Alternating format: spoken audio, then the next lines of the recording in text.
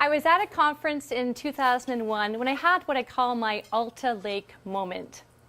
The theme of the conference was work-life balance, and it was being held in Whistler, BC, where I had lived just 2 years before after graduating from the Mount.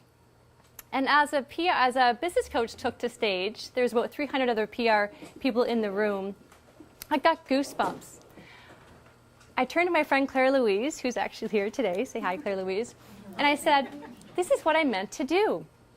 And I call this my Alta Lake moment because the next day I went for a walk down to the end of a wharf at Alta Lake. And it was nice and quiet. It was in the morning. And it was one of those moments where there's just a duck and a baby duck to keep me company, and the sun was just rising over this gorgeous mountain.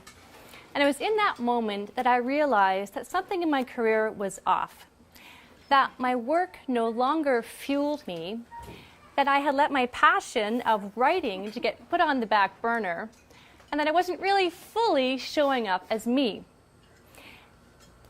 So I remember sitting there thinking, well, that's fine, Karen, but how do you get from here, all your education and training put into this current profession, to somewhere over here, which is writing and getting some sort of experience and training to do executive coaching within organizations?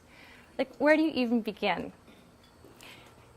I wrote my book, Nail It, because from that moment, and now as an executive coach, I have had countless conversations with people who ask questions like, am I in the right role? Am I on the right track in my career? Is this really what I want to be doing? I wanted to take what can feel like a complex subject and simplify it. And what I've learned is that for anyone, it really comes down to the question of, are you fueled and energized by what you're doing or not? Early in my career, on a cold winter morning, I found myself in a hotel lobby in Gander, Newfoundland, huddled together with my colleagues grappling with the crisis. Allison, one of our senior team members, had locked the keys in the car. And even more unfortunate, the car was still running. We were on a business trip and had 40 minutes to catch our next flight.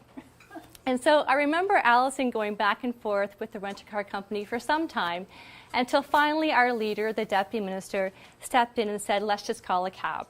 The rent-a-car company would have to pick up the car later.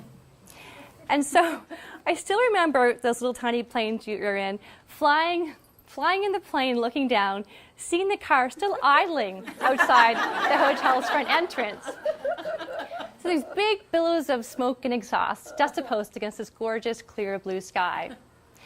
But we had made the decision to leave the less important stuff behind, and we moved on to deal with what mattered. And that stay or go feeling can pull on us when we're thinking about a change in our career. Do we stay and figure all of this out? Or is it easier to just pack your bags and take flight?